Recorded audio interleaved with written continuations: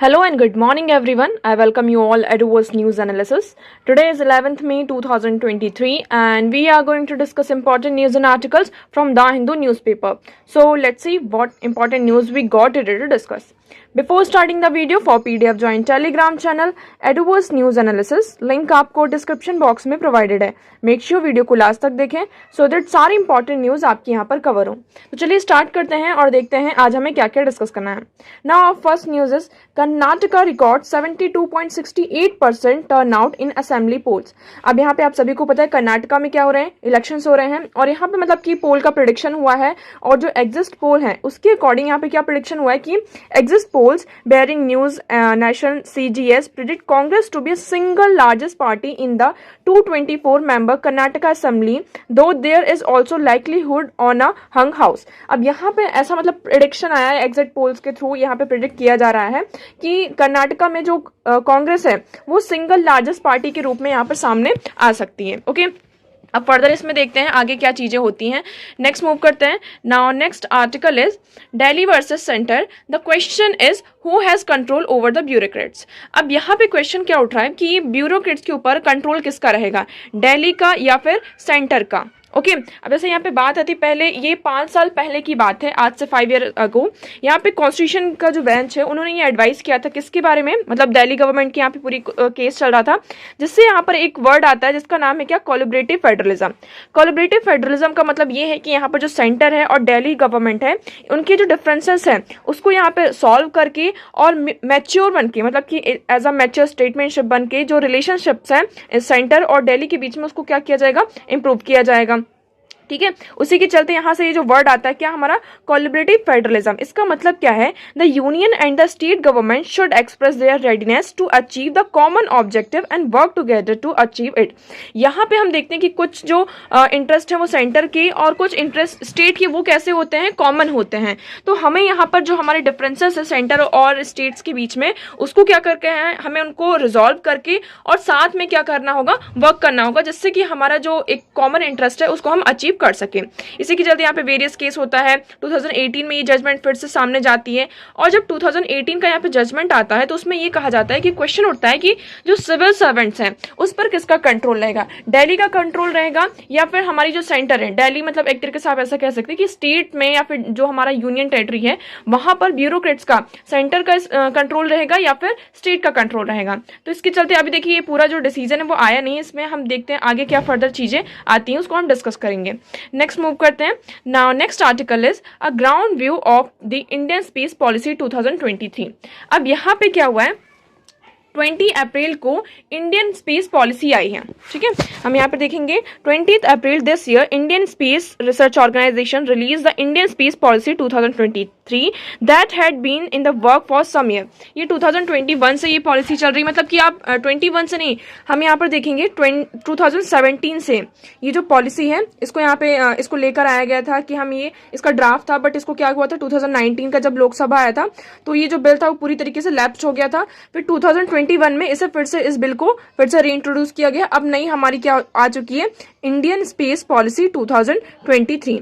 अब इसमें इसी पॉलिसी के बारे में यहाँ पे डिस्कस किया गया है. अगर हम स्पेस की बात करते हैं तो स्पेस में मेनली क्या क्या चीजें इंक्लूड होती हैं, इसमें बताया गया है कि स्पेस में हम बात करते हैं तो पहली कौन सी चीजें आ जाती है, आपका सिक्योरिटी का कंसर्न आता है. सिक्योरिटी की बात करते हैं जैसे कि हमारा जो डिफेंस सिस्टम है जिसमें हमारे जो आर्मी ऑफिसर्स हैं, नेवी ऑफिसर्स हैं, है ना, तो ये जो डिफेंस इक्विपमेंट्स और इसका स्पेस का यूज करके सिक्योरिटी प्रोवाइड करते हैं. तो पहला तो आ जाता है हमारा स्पेस में सिक्योरिटी का. सेकेंड आता है हमारा सिविल. सिविल में हम बात करते हैं जैसे कि स्पेस में हमारा सिविल कैसे यूज होता है, तो हम जैसे सैटेलाइट्स हो गए, इंटरनेट जो हम यूज करते हैं, D2H डायरेक्ट टू होम यहाँ पर जिसका हम यूज करते हैं. ओके, तो मैप वगैरह नेविगेशंस के लिए, तो मतलब कि हम स्पेस का यूज कर रहे हैं किसके, जो सिविल ओरिएंटेड पर्पस है, हमारे जो सिविल यहाँ पर यूजर्स हैं उसके लिए. अब उसके बाद आपका थर्ड सेक्टर कौन सा आ जाता है, मिशन.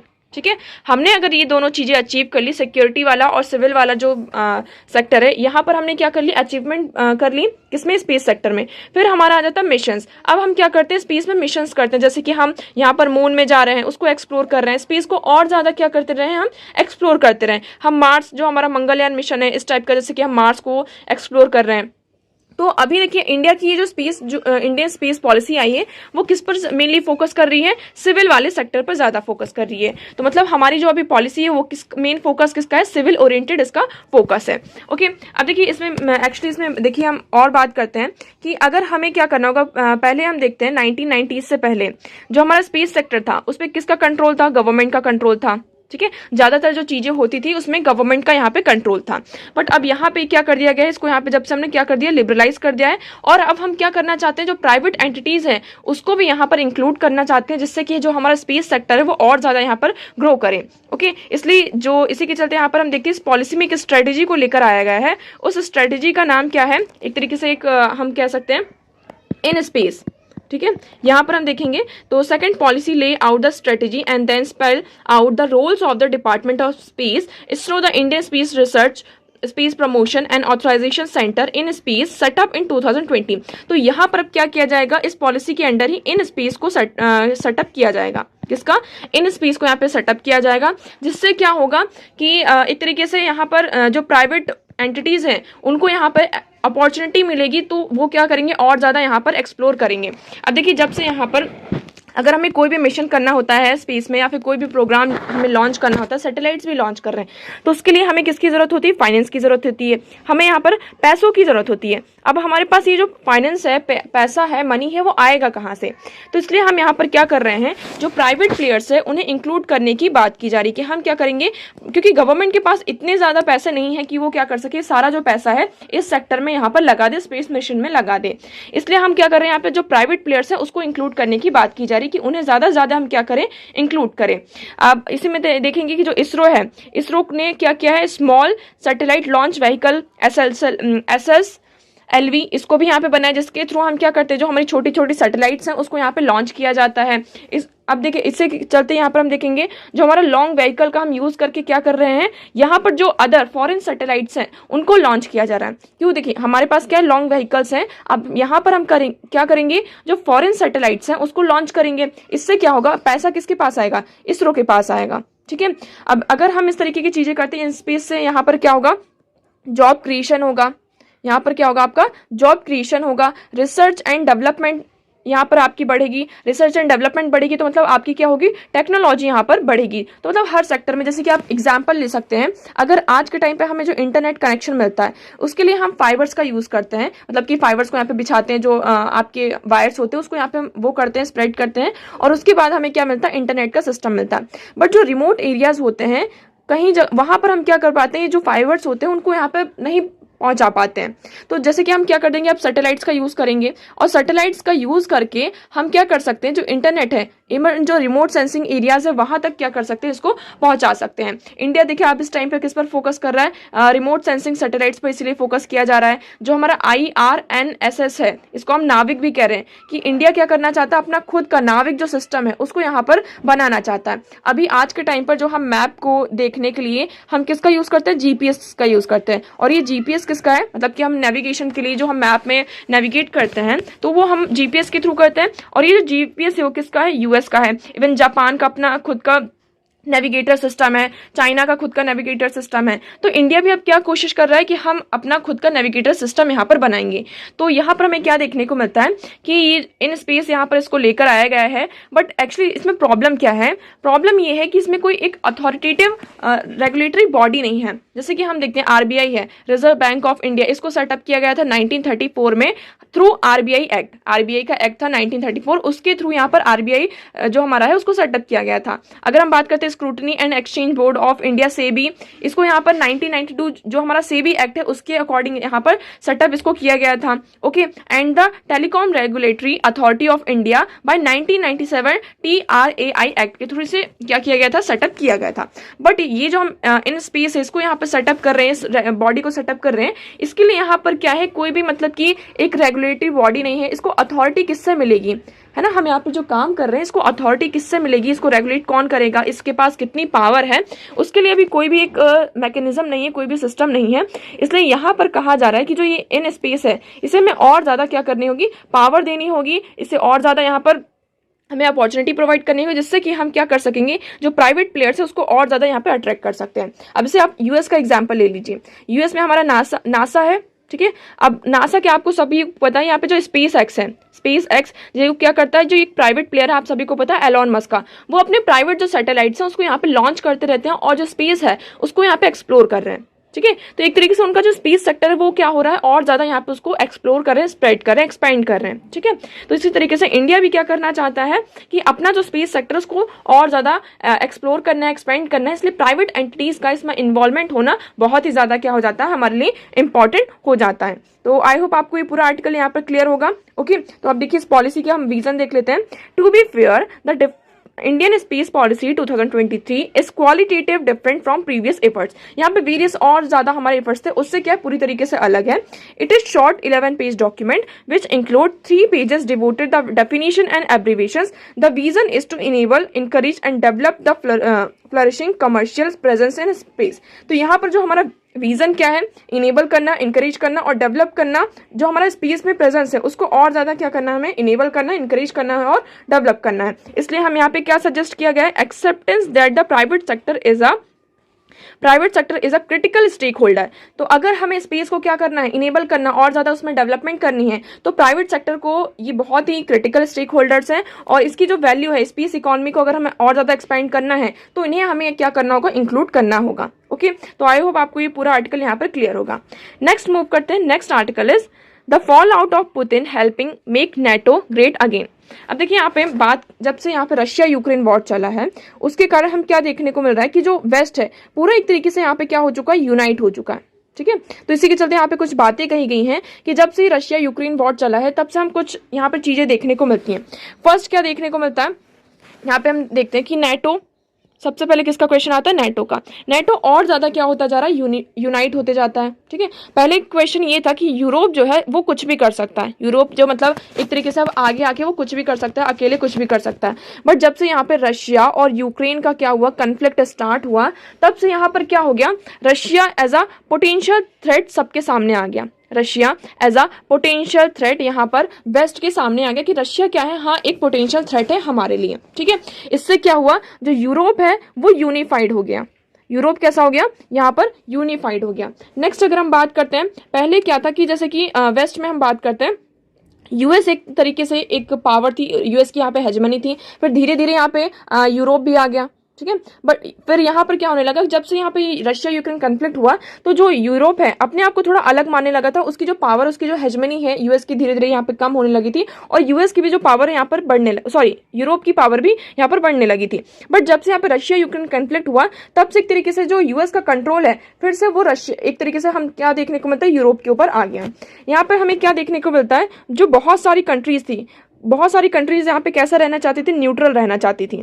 ठीक है, बट जब से यहाँ पे रशिया यूक्रेन कन्फ्लिक्ट हुआ तब से ये जो न्यूट्रलिटी का कॉन्सेप्ट है वो यहाँ पे डाइल्यूट होता हुआ हमें नजर आ रहा है। क्यों, क्योंकि यहाँ पर कब क्या हो जाए फ्यूचर में हमें नहीं पता, तो हमें किसी एक को यहाँ पर क्या करना होगा, चूज करना होगा। इसी के चलते आप यहाँ पर क्या देख रहे हैं कि फिनलैंड ने क्या किया, यहाँ पे नेटो को ज्वाइन किया। ओके, यहाँ पे स्वीडन भी क्या करने वाला, फिनलैंड को यहाँ पर नेटो को यहाँ पर ज्वाइन करने वाला है। तो मतलब एक तरीके से हमें क्या देखने को मिल रहा है कि जो न्यूट्रलिटी है वो धीरे धीरे यहाँ पर डिमिनिश हो रही है, डाइल्यूट होती हुई हमें नजर आ रही है। बहुत सारी कंट्रीज का हमें ये देखने को मिलता है कि रशिया के लिए, उनके लिए क्या था, एक सॉफ्ट कॉर्नर था, कि रशिया के लिए वहां पर क्या था, उनके लिए सॉफ्ट कॉर्नर था। बट जब से रशिया यूक्रेन कन्फ्लिक्ट हुआ है तब से यहाँ पर जो रशिया के लिए सॉफ्ट कॉर्नर था वो यहाँ पर क्या होता हुआ नजर आ रहा है, डाइल्यूट होता हुआ नजर आ रहा है। तो देखिए ये वॉर ने यहाँ पर बहुत सारी चीजें मतलब हमारे सामने लेकर आई, मतलब कि एक हमारे लिए एक सिचुएशन ऐसी ला दी कि आपको या तो इसको चूज करना है या फिर इसको चूज करना है। ठीक है, या तो आप रशिया को चूज करिए या फिर आप वेस्ट को चूज करिए। तो देखिए इसमें यही कहा कि पहला क्या, engaging Russia has never been so easy for the European Union. European Union का रशिया के साथ इंगेज करना कभी भी मतलब कि आसान नहीं रहा है। बट जब से ये कन्फ्लिक्ट हुआ है तब से और ज्यादा एक चीजें क्या हो चुकी हैं यहाँ पर हमारे लिए मतलब कि हार्ड हो चुकी हैं। यहाँ पर हम क्या देखने में मिलता है, some European countries such Germany, France had a soft corner for Russia unlike some Baltic states as Estonia, Latvia, Lithuania which have been in favour of trading and cautious path. तो देखिए यहाँ पे जो बाल्टिक रीजन्स हैं, Baltic states हैं, Germany, France, इनके अंदर क्या था, एक सॉफ्ट कॉर्नर था रशिया के लिए। लेकिन जब से ये यूक्रेन कन्फ्लिक्ट हुआ है, रशिया यूक्रेन कन्फ्लिक्ट, तब से ये जो एक तरीके से जो नेबरहुड और ये जो इमेज है वो पूरी तरीके से क्या हो रही है, धीरे धीरे डाउन होती रही है। सेकंड यहाँ पर Mr. Putin might have not expected that Finland and Sweden will give up to their neutrality so soon. यहाँ पर रशिया ने कभी ये एक्सपेक्ट नहीं किया था कि फिनलैंड और स्वीडन अपनी जो न्यूट्रलिटी है उसको इतनी जल्दी यहाँ पर उस पर गिव अप कर देंगे। ठीक है, अब यहाँ पे क्या है, उन्होंने क्या कर लिया है, फिनलैंड ने और स्वीडन ने नेटो को ज्वाइन कर लिया है। थर्ड, इसमें सबसे बड़ा क्वेश्चन किस पर आता है आपका, आर्टिक रीजन में। आर्टिक रीजन यहाँ पर किसकी बात होती है, आर्टिक काउंसिल की बात होती है। देखिए, अगर हम पहले आप आर्टिक रीजन का यहाँ पे मैप देखिए तो आपको यहाँ पे ज्यादा चीजें क्लियर होंगी। ये है हमारा आर्टिक रीजन। ठीक है, यहाँ पर क्या आ जाता है, ये देखिए आपका रशिया है, ये आर्टिक, ये पूरा आपका आर्टिक सर्कल है। इसमें यहाँ पे आपका ग्रीनलैंड, डेनमार्क, यहाँ पे नॉर्वे, कनाडा, और आपका यहाँ पर यूनाइटेड स्टेट्स का Alaska, Finland, Norway, Sweden, Iceland, तो ये सारे कंट्री इस आर्टिक रीजन में आते हैं। अब यहाँ पे क्या हो रहा है, जो हमारा आर्टिक ओशन है, आप सभी को पता है, धीरे धीरे जो यहाँ पर आर्टिक रीजन है वो यहाँ पे मेल्ट हो रहा है, और इस रीजन में बहुत ज्यादा क्या है, ऑयल एंड गैस है ना। तो अब यहाँ पे क्या हो रहा है, ऑटोमेटिकली क्या हो रहा है, ये चीज जो है, मतलब कि जो ग्लेशियर्स है वो मेल्ट हो रहे हैं, तो यहाँ पर जो एक्सप्लोरेशन के चांसेस है, ऑयल और गैस को जो एक्सप्लोर करने के जो चांसेस है वो और ज्यादा इंक्रीज होते हैं। तो इसी के चलते यहाँ पर क्या हो चुका है एक तरीके से कि रशिया इस चीज को क्या करेगा, और ज्यादा एक्वायर करने की कोशिश करेगा और इस रीजन पर अपनी जो हेजमनी उसको स्टैब्लिश करने की कोशिश करेगा। तो यहाँ पर देखिए, may face stand off with the Russia in the Arctic region, which has received little attention being too hostile an environment to merit any attention, but due to climate change and prospect of harnessing untrapped oil, gas and mineral resources। यहाँ पे बहुत ज़्यादा natural resources हैं, तो उसको अनट्रैप करने के लिए यहाँ पर एक तरीके से क्या हो सकता है, कन्फ्लिक्ट हो सकता है, किसके बीच में, जो आर्टिक काउंसिल के मेंबर्स हैं, उस रीजन में रहने वाले जो नेशंस हैं, और रशिया के बीच में। ठीक है, apart from United States, Canada, Russia, the Nordic countries such as Norway, Denmark, Iceland, Sweden, Finland are member of Arctic Council. अब ये सारी जो कंट्रीज हमें देखने को मिलती हैं, नॉर्डिक कंट्रीज, वो आर्टिक काउंसिल की क्या है, यहाँ पे मेंबर्स हैं, और इनका जो डायरेक्ट स्टेक होता है किस पर है, आर्टिक अफेयर्स पर है। ठीक है, तो इसलिए हमें यहाँ पर क्या दिखने को मिलता है कि इस रीजन में हमें कुछ कन्फ्लिक्ट दिखाई दे सकता है। अब देखिए, ये सारी चीजें हो रही, अब इसका इम्प्लीकेशन इंडिया पर क्या पड़ेगा, इंडिया तो इसमें से दूर रह नहीं सकता है, तो इंडिया के लिए क्या है यहाँ पे इम्प्लीकेशंस है। अब आप सभी को पता है कि India has had limited engagement with NATO. India का जो एंगेजमेंट है नेटो के साथ वो कैसा है, लिमिटेड है। इंडिया पूरी तरीके से ऐसा नहीं हो सकता कि हाँ हम रशिया के साथ हैं, और ना ही ऐसा कह सकता है कि हाँ हम पूरे वेस्ट के साथ हैं, हम यूएसए के साथ हैं। यहाँ पर इंडिया को क्या चाहिए, एक बैलेंस्ड अप्रोच चाहिए, क्योंकि देखिए फर्स्ट क्या है, Russia has few friends left in the current situation but India as one of them. अब देखिए, रशिया की अगर हम बात करते हैं, रशिया इंडिया को अपना ऐसा फ्रेंड समझता है, रशिया के पास अभी कुछ ही फ्रेंड्स बचे हैं, उसमें से इंडिया क्या है, एक है। तो यहाँ पर क्या है, Moscow in maintaining the balance of power to counter NATO. तो यहाँ पर क्या है, नेटो को काउंटर करने के लिए इंडिया को रशिया कैसा देख रहा है, अपना एज अ फ्रेंड यहाँ पर देख रहा है। ठीक है, अब देखिए नेटो का यहाँ पे क्या हो रहा है, जो इंडो पैसिफिक रीजन है वहां पर उसका जो मतलब कि उस रीजन पर अब क्या है, उस पर एक तरीके से नजर है नेटो का। हमने कुछ दिनों पहले हमने इस आर्टिकल को भी डिस्कस किया था, ये नेटो क्या करना चाहता है, जो इंडो पैसिफिक रीजन है वहां पर अपनी इंगेजमेंट करना चाहता है। अब यहाँ पर इंगेजमेंट करेगा, मतलब इनका जो म्यूचुअल कंसर्न है वो कौन है, यहाँ पर म्यूचुअल कंसर्न की बात करते हैं, वो है हमारा चाइना, कि मेनली हमें क्या करना है, इस रीजन में चाइना को काउंटर करना है। चाइना को काउंटर करना है, इट मीन्स इसका जो डायरेक्ट इंपैक्ट है वो किस पर पड़ेगा, इंडिया पर पड़ेगा। नो डाउट यहाँ पर जो डायरेक्ट इंपैक्ट है वो किस पर पड़ेगा, इंडिया पर पड़ेगा। ठीक है, अगर देखिए इंडिया पे अब किसको काउंटर करना है, हमें चाइना को काउंटर करना है। इसके लिए यहाँ पर क्या आ जाएगा, आपका क्वाड आ जाएगा, आपको नेटो भी आ रहा है। तो इसलिए यहाँ पर क्या होता है, हमें नजर आ रहा है कि जो इसका इंपैक्ट हमें किस पर देखने को मिलेगा, इंडिया पर देखने को मिलेगा। सेकंड, हमें क्या देखने को मिलता है कि the Nordic region has caught the frequency of India strategic radar. Prime minister Narendra Modi visited Copenhagen to participate in the second India Nordic summit in May 2022। यहाँ पर हमारे जो नॉर्डिक रीजन है उनके साथ जो हमारे रिलेशन है वो भी कैसे हो रहे हैं, इंप्रूव्ड है ना। यहाँ पे इंडिया नॉर्डिक जो समिट है 2022 में, यहाँ पर जब ये ऑर्गेनाइज हुआ था तो इंडिया इसमें पार्टिसिपेट किया था, और यहाँ पर हमने क्या कहा था कि इंडिया के जो डीप इंटरेस्ट है इस एरिया में क्या करने का, कॉपरेशन करने का। ठीक है, तो this region is now, but अब ये जो नॉर्डिक रीजन है पूरा वो किसके अंडर आ रहा है, किस अम्ब्रेला के समिट में, क्योंकि बहुत सारी जो कंट्रीज है नॉर्डिक कंट्रीज वो क्या कर रही हैं, नेटो को ज्वाइन कर रही हैं। तो मतलब वो नेटो के अंदर आ रही, तो मतलब अगर इंडिया इनसे इंगेज करेगा, नॉर्डिक कंट्री से इंगेज करेगा, मतलब वो किससे इंगेज कर रहा है, नेटो से इंगेज कर रहा है। और एक तरीके से नेटो किसके अगेंस्ट है, रशिया के अगेंस्ट है। तो आप समझ में आ रहा होगा आपको कि किस तरीके से यहाँ पे चीजें चल रही हैं। India has observe status in Arctic council. Arctic council में इंडिया का जो स्टेटस है वो कैसा है, ऑब्जर्वर स्टेटस है। तो आर्टिक पॉलिसी को प्रमोट करने के लिए यहाँ पे मल्टी लेवल कॉपरेशन चाहिए। बट हमें यहाँ पे क्या देखने को मिलता है, हमने देखा अभी कि आर्टिक जो पॉलिसी यहाँ पर आपका क्या आ जाता है, रशिया भी आ जाता है, यहाँ पे यूएस भी है, आपका यहाँ पे फिनलैंड है, स्वीडन है, वेरियस यहाँ पे कंट्रीज हैं। तो इन कंट्रीज के साथ हमें जो नियर आर्टिक स्टेट्स हैं वहाँ पर चाइना भी अपना क्लेम करता है कि जल्द ही हम क्या करेंगे यहाँ पर। तो इस रीजन में हमें रशिया के साथ भी पार्टनरशिप करनी है, नॉर्डिक कंट्रीज भी हैं और यूएस भी है। तो इंडिया देखते हैं इंडिया के लिए यहाँ पर कैसी चीज़ें, बहुत ही मतलब कि एक तरीके से हम कह सकते हैं कि एक बैलेंस्ड अप्रोच लेकर इंडिया को यहाँ पर चलना होगा। तो मतलब देखिए हम यहाँ पर बात करते हैं किसकी कि हम क्या कर सकते हैं कि नैम को कहा जाता है कि हम पूरी तरीके से नॉन अलाइंड हो सकते हैं। बट यहाँ पर आप ये जो इस टाइम की जो हमारी प्रेजेंट में ग्लोबल पॉलिटिक्स है, ग्लोबल गवर्नेंस है, वहां पर हम नैम को नहीं अप्रोच मतलब कि इसको अब नहीं अपना सकते हैं। अब बात किसकी चल रही है यहाँ पर, हमारी ऑल अलाइंड अप्रोच की, मतलब हम जिसके साथ यहाँ पे अलाइन हो जाए, हमारा नेशनल इंटरेस्ट फर्स्ट है और उसको अचीव करने के लिए हमें जिसके साथ यहाँ पे अलाइन होना होगा हम उसके साथ यहाँ पर क्या होंगे, अलाइन होंगे। ओके, नेक्स्ट मूव करते हैं ना। अब देखिए यहाँ पर बात कर लेते हैं नेटो की। नेटो क्या है, एक इंटर गवर्नमेंटल मिलिट्री अलायंस है। ये कब स्टैब्लिश हुआ था, 1949 में। इसका हेडक्वार्टर कहाँ है, ब्रुसेल्स, बेल्जियम में। देखिए इसका मेन जो ऑब्जेक्टिव क्या है नेटो का, कि एक क्या प्रोवाइड करता है कि जैसे कि जो यूरोपियन नेशन यहाँ पे स्ट्रगल कर रहे थे उनकी इकोनॉमी को बिल्ड करने की, जब सेकेंड वर्ल्ड वॉर हुआ था तो यूरोपियन नेशंस अपने आप को रिबिल्ड करने में यहाँ पे बहुत ज़्यादा सिक्योरिटी का कंसर्न था, इकोनॉमी का कंसर्न था।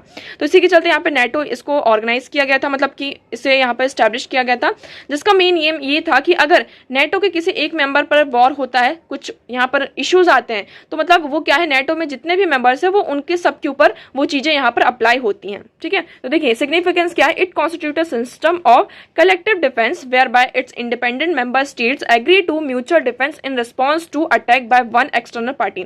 अगर आप नेटो के किसी एक मेंबर पर भी क्या करते हैं, अटैक करते हैं, तो इसका मतलब आपने क्या किया, पूरे नेटो के ऊपर क्या किया है, अटैक किया, और वो सभी साथ में आके क्या करेंगे, आपको यहाँ पर रिस्पॉन्स करेंगे। ओके, तो यहाँ पर देख लेते हैं। पहले अगर हम बात करते हैं आज के टाइम पर, पहले जब ये ओरिजिनली बना था तो इसमें 12 कंट्रीज थी और एट प्रेजेंट यहाँ पर 31 कंट्रीज यहाँ पर हो चुके हैं। अब जल्द ही स्वीडन भी इसको क्या करने वाला है, ज्वाइन करने वाला है। ओके, नेक्स्ट मूव करते हैं। अब देखिए आर्टिक काउंसिल क्या है। Arctic Council is the leading intergovernmental forum promoting cooperation, coordination and interaction among the Arctic states. तो यहाँ पे ये आर्टिक स्टेट, जो आर्किट ये हमारा ओशन है, इसके आसपास के जो स्टेट्स है उसे हम आर्टिक स्टेट्स कहते हैं। ठीक है, तो यहाँ पर ये क्या है, आर्टिक काउंसिल है। तो इनका मेन ये है कि जो सस्टेनेबल की डेवलपमेंट प्रमोशन करना है, कि हमें आर्टिक रीजन में हमें इन्वायरमेंटल प्रोटेक्शन और डेवलपमेंट यहाँ पर चाहिए। ठीक है, नेक्स्ट मूव करते हैं। Now next article is Pokhran two a moment of profound epiphany.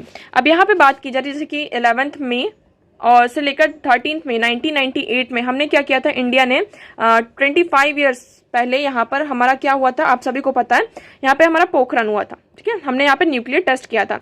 इसके चलते हमें देखिए इस आर्टिकल में यही बताया गया कि जब ये टेस्ट हुआ था तो इसके बहुत सारे कॉन्सिक्वेंसेस भी देखने को हमें मिले थे। यहाँ पर जो वेरियस कंट्रीज हैं जो डिसआर्मामेंट को यहाँ पर प्रमोट करी थी, यूएस हमें देखने को मिला था, यूएसएसआर, तो इन्होंने यहाँ पे क्या किया था, यूएस ने इवन सैंक्शंस भी इंडिया के ऊपर लगा दिए थे, दिल्ली के ऊपर यहाँ पर सैंक्शंस लगा दिए थे। ठीक है, बट यहाँ पे क्या हुआ है, जो सैंक्शंस वगैरह बहुत चीजें यहाँ पर चली नहीं। अब यहाँ पे कुछ बिलीव्स हैं, जो ये मतलब न्यूक्लियर टेस्ट हुआ उसमें बहुत सारे बिलीव्स हैं। पहला बिलीव ये माना जाता है कि ये जो डिसीजन था वो बीजेपी गवर्नमेंट ने लिया, ये पब्लिक के ओपिनियन के साथ मिलकर। बट यहाँ पर हमें ये देखना होगा कि बीजेपी जो गवर्नमेंट थी, जो वाजपेयी जी की यहाँ पे गवर्नमेंट थी, उससे पहले की जो भी गवर्नमेंट थी उनका भी क्या मेन एम था कि इंडिया मतलब कि अभी हमने इंडिपेंडेंट गेन करी है और हमें यहाँ पे क्या चाहिए, सिक्योरिटी चाहिए। ऑलरेडी हमने यहाँ पे जो हमारा स्टीम पावर था उसको हमने लॉस कर दिया, उसको डेवलप नहीं कर पाए, जिसके कारण हमारा जो इंडस्ट्रियल रिवोल्यूशन था, जो इंडस्ट्रियल सेक्टर मैन्युफैक्चरिंग वाला जो हमारा पार्ट था, उसको हमने क्या कर दिया, लॉस कर दिया। इसलिए मतलब कि ये सब हम ऐसा नहीं कह सकते कि जो उस टाइम की प्रेजेंट गवर्नमेंट थी उनका कंडक्ट था। हमें मतलब इंडिपेंडेंस के बाद से ही हमें क्या करना था, इंडिया के लिए सिक्योरिटी को मेंटेन करना हमारे लिए बहुत इंपॉर्टेंट हो गया था, क्योंकि हमें पता था क्या कि हमारे एक साइड में क्या है पाकिस्तान है, दूसरा क्या हमारे साइड में चाइना है। तो इंडिया को एज अ न्यूक्लियर स्टेट बनकर सामने आना होगा। और आज के टाइम में हम क्या देख रहे हैं, उस टाइम पर लिया गया डिसीजन आज कितना ज्यादा हमारे लिए इम्पैक्ट हो रहा है कि हम क्या एक न्यूक्लियर स्टेट है, बट हमारा जो मेन ऑब्जेक्टिव यही है कि हम कभी भी यहाँ पर क्या करेंगे कि जो न्यूक्लियर प्रोग्राम है, हमारा जो सेंटिमेंट्स है, हमारा सिर्फ क्या है, जो हमारी नेशनल सिक्योरिटी के लिए, हम कभी भी मतलब कि दूसरी कंट्री को थ्रेट के लिए यहाँ पर जो न्यूक्लियर वेपन्स है उसको जनरेट नहीं कर रहे हैं। ओके, तो इसी के चलते बस इसमें मेनली पूरी चीजें बताई गई हैं कि सेकंड मिथ इसमें ये कि India would be isolated and it's economy would collapse. तो जब यहाँ पे ये पोखरण टेस्ट हुआ था, न्यूक्लियर टेस्ट इंडिया ने किया था, तो यहाँ पर एक मिथ जनरेट हुआ था कि इंडिया कैसा हो जाएगा, आइसोलेटेड हो जाएगा और उसकी जो इकोनॉमी है वो कोलैप्स हो जाएगी। बट यहाँ पे ऐसा कुछ भी नहीं हुआ। यहाँ पे हमें क्या देखने को मिलता है, क्योंकि इंडिया का जो मार्केट है, इंडिया बहुत बड़ा था उस टाइम पर, ऐसा देखने को मिलता है। और यूएस ने भी क्या किया, इंडिया को अपने फर्स्ट स्ट्रीम में ले लिया और यूएस को एज अ एक्सेप्शनल केस यहाँ पर बता के उसके साथ भी बहुत सारी जो डील्स है वो एग्रीमेंट यहाँ पे साइन किया था। न्यूक्लियर एग्रीमेंट इन 2005 यहाँ पर साइन किया गया था। ठीक है, थर्ड यहाँ पे क्या होता है, थर्ड बिलीफ ये कि ethnocentric myth perpetuated by non proliferation absolutist of the West and the India and south east could be trusted to manage nuclear weapons. यहाँ पे इंडिया पे क्या किया गया था कि इंडिया को मतलब ऐसा था कि जो साउथ एशिया है और जो इंडिया है, ये यहाँ पे जो न्यूक्लियर वेपन्स है उस पर ट्रस्ट नहीं कर सकते हम इन चीज़ों को लेकर, क्योंकि वो कभी भी इसका मिसयूज कर सकते हैं। बट यहाँ पर ये जो मिथ है वो यहाँ पर हमें खत्म होता नजर आता है और इंडिया यहाँ पर सामने नजर आता है कैसा कि इंडिया के ऊपर क्या कर सकते हैं, हम ट्रस्ट कर सकते हैं। ठीक है, इसी के चलते हमारा जो न्यूक्लियर डॉक्ट्राइन है, C4I, command control communication computer and intelligence structure required to manage nuclear weapons, तो इस पर यहाँ पे इंडिया ने क्या कर लिए, एक तरीके से आप कह सकते हैं कि बहुत ही महारत प्राप्त कर लिए, उसको मिल चुकी है कि हम क्या कर सकते हैं, कमांड कर सकते हैं न्यूक्लियर वेपन्स को, उसको कंट्रोल कर सकते हैं, कम्युनिकेट कर सकते हैं, कंप्यूटर और इंटेलिजेंस सब कुछ है इंडिया के पास। ठीक है, तो इसमें ये कि देखिए अब आज के टाइम पे क्या है कि हमें क्या है, जैसे कि रशिया यूक्रेन वॉर हो रहा है, अगर हमारे पास न्यूक्लियर वेपन ना हो तो अभी तक पता नहीं कितनी कंट्रीज ने क्या कर चुका होता, इंडिया के ऊपर यहाँ पे अटैक कर चुका होता। ठीक है, तो देखिए यूक्रेन है, तो यूक्रेन के साथ यहाँ पे बात करता है, यूक्रेन ने क्या किया फिर जब से कॉन्फ्लिक्ट हुआ है तो यहाँ पे जैसे कि उसके ऊपर थ्रेट आता है कि हम, रशिया यहाँ पे उसके ऊपर ब्लैकमेल करता है कि हम यहाँ पे न्यूक्लियर वेपन्स का यूज करेंगे। बट यहाँ पे यूक्रेन के पास क्या है, पूरा वेस्ट का सपोर्ट है, इसलिए अभी तक तो ऐसी चीजें नहीं हो पाएंगी। तो यहाँ पर एक तरीके से ये क्या है, न्यूक्लियर डिटरेंस किसी भी फील्ड में यहाँ पे सिक्योरिटी के लिए यहाँ पे क्रिएट करना बहुत ज्यादा इंपॉर्टेंट हो जाता है। ओके, नेक्स्ट मूव करते हैं। Now next article is the uprising of 1857, the Meerut role in the first war of India independence.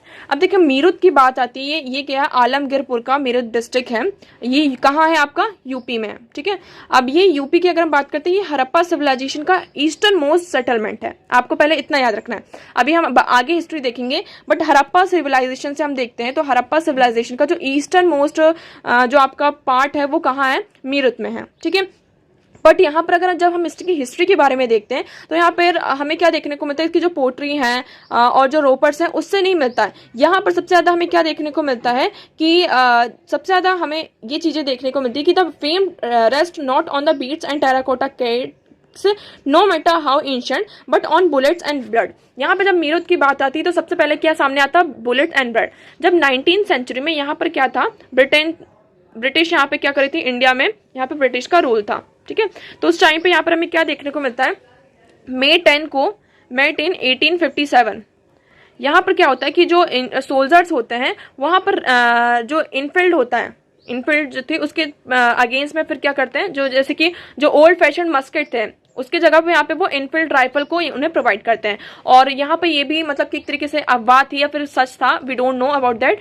कि जो उनका फ्लोर था, आटा था जो खाना खाते थे, उसमें जो काऊ है और जो पिग है उनका जो मीट है उसको मिक्स किया गया है। ठीक है, इसी के चलते यहाँ पे बहुत ज़्यादा इसके अगेंस्ट में जाते हैं, प्रोटेस्ट करते हैं, जो सोल्जर्स होते हैं वो प्रोटेस्ट करते हैं। जैसे कि उसमें हमें पता है कि हिंदू मुस्लिम सभी थे सोल्जर्स में, और आप सभी को पता है कि जो हिंदूज होते हैं वो काऊ का जो मतलब एक तरीके से मीट है उसको खाते ही नहीं, और जो मुस्लिम्स होते हैं तो जो पिग का मीट होता है उसके लिए उनके लिए क्या कैसा होता है, हराम होता है, तो वो उसको नहीं खाते हैं। इसी के चलते यहाँ पे पूरी म्यूटनी चलती, जो इंडियन म्यूटनी थी उन्होंने क्या कर दिया था, प्रोटेस्ट कर दिया था। ठीक है, इवन उस टाइम पे ये ऐसा कहा जा रहा था कि जो टाइम चल रहा था वो रमजान का टाइम था।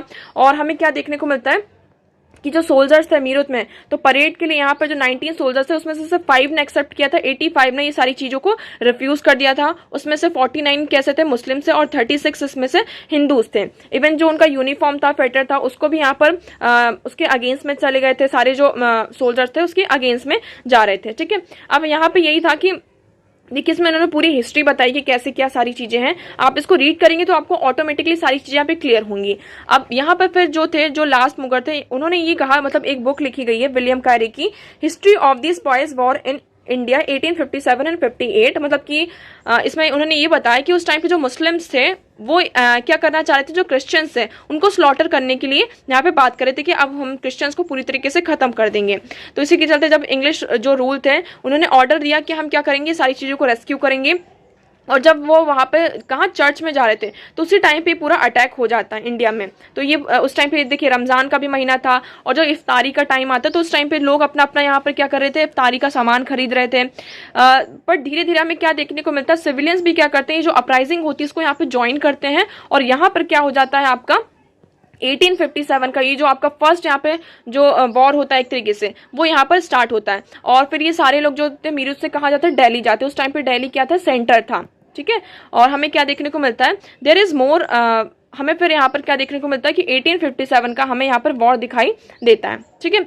अब इसके देखिए हम मीरठ को बात करते हैं तो इसमें और ज़्यादा इसकी हिस्ट्री रिलेटेड है मीरठ से। देखिए क्या क्या है यहाँ पर, मीरठ की हिस्ट्री से देखते हैं तो प्रोबेबली इसका जो नाम है वो माया राष्ट्र, the capital of the kingdom of Mayasur. Mayasur कौन थे, रावण के फादर इन लॉ, एक तरीके से आप कह सकते हैं, हाँ ससुर, ठीक है, फादर इन लॉ थे, उनके ससुर थे। तो उनका नाम क्या था, मायासुर। तो जो मायासुर का जो किंगडम था महाराष्ट्र, उसी से मीरठ का यहाँ पे नाम आता है, ठीक है। उसके बाद हम देखते हैं कि धीरे धीरे इसका नाम क्या होता है, महाराष्ट्र, फिर मायरानाथ और इवेंचुअली अब इसको हम मीरठ कहते हैं। इवन हम कलेक्टिव फिर इसको विदुरा भी कहा जाता है।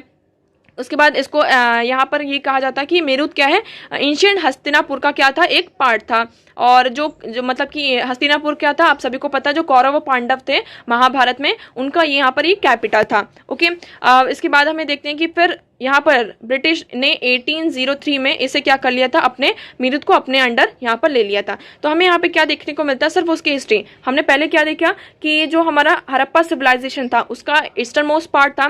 फिर यहाँ पे क्या होता है, हमारा जो फर्स्ट वॉर ऑफ इंडिपेंडेंस होती है वो कहाँ से स्टार्ट होती है, मीरठ से स्टार्ट होती है। यहाँ पर अगर हम और हिस्ट्री में देखें इसके नेम के बारे में तो ये जो मायासुर रावण के फादर इन लॉ था, उनका जो किंगडम था उनके नाम से, ये महाराष्ट्र के नाम से यहाँ पे डिराइव होता है। इवन जो हस्तिनापुर हमें महाभारत में देखने को मिलता है उसका भी क्या है, एक एंशिएंट रिमेन है, पार्ट है, ओके। तो आई होप आपको ये पूरी हिस्ट्री यहाँ पर क्लियर होगी। नेक्स्ट मूव करते हैं। Now next article is India US to strengthen G20 cooperation during Modi visit. अब यहाँ पर क्या है, हमारे जो प्राइम मिनिस्टर है नरेंद्र मोदी जी, वो जून 22 को कहाँ जाने वाले हैं, यूएस में जाने वाले हैं, ठीक है। तो आप सभी को यहाँ पर अब देखिए यूएस में जाने वाले हैं। यहाँ पर आप सभी को पता है इंडिया के पास क्या G20 की प्रेसिडेंसी है। और यहाँ पर अब एक तरीके से क्या होगा, तो PM Biden will have the opportunity to review strong bilateral cooperation in various areas. यहाँ पर क्या बात की जा रही है कि जो हमारा बायलैटरल रिलेशन है उसे और ज्यादा क्या करेंगे, हम स्ट्रॉन्ग करेंगे बायलैटरल कोऑपरेशन को, जो हमारे वेरियस जैसे कि म्यूचुअल इंटरेस्ट। अब हमारा म्यूचुअल इंटरेस्ट क्या है, इंडिया और यूएस का म्यूचुअल इंटरेस्ट आप सभी को पता है इस टाइम पे सबसे ज्यादा कौन है, चाइना है। इंक्लूडिंग टेक्नोलॉजी की अगर हम बात करते हैं कि हम क्या कर रहे हैं, इंडिया 5G और सेमीकंडक्टर्स को यहाँ पर क्या करने की बात करना चाहता है, उसका एक ग्लोबल हब बनना चाहता है। तो यूएस के लिए यहाँ पर एक तरीके से क्या हो रहा है, चैलेंजिंग हो रहा है। क्लीन एनर्जी की बात कर रहे हैं तो यूएस यहाँ पर क्या कर रहा है, डेवलप्ड कंट्री को लीड कर रहा है और इंडिया यहाँ पर डेवलपिंग कंट्रीज को लीड कर रहा है। तो इसके चलते हमें यहाँ पर थोड़ा डिफरेंस दिखाई देता है किसके बीच में, इंडिया और यूएस के बीच में। डिफेंस सिस्टम में हम बात करते हैं, डिफेंस में मतलब जैसे कि पाकिस्तान है, चाइना है, ताइवान है, साउथ कोरिया है। तो यहाँ पर सारी चीज़ें डिफेंस जो है उसको कैसे प्रोवाइड किया जाएगा, तो यहाँ पर हम इन सारी एरियाज पर जो वेरियस एरियाज यहाँ पे बातचीत होगी, ओके। अब देखिए फर्दर इस मीटिंग से क्या निकल कर आता है उसको हम आगे डिस्कस करेंगे। तो देखिए आज इतने ही इंपॉर्टेंट आर्टिकल थे, हमने सारी चीज़ों को यहाँ पर डिस्कस कर लिया है। आई होप आपको यहाँ पर सारी चीज़ें क्लियर होंगी। If you have any doubt you can ask in comment section. और वीडियो को लाइक करिएगा अगर वीडियो आपको पसंद आया है और चैनल को सब्सक्राइब करना ना भूलें। So that's for all today. Thank you so much for discussion.